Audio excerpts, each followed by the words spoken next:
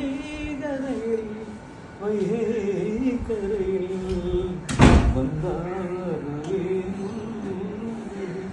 உள் நினைவே எனக்கோ சுருதி உள் கனவே எனக்கு கிருதி தினம் தினம் தினம் நான் எடுப்பேன் பாடல்கள் கோடி தினம் தொடுப்பேன் அன்பே உனையே நினைத்திருப்பேன்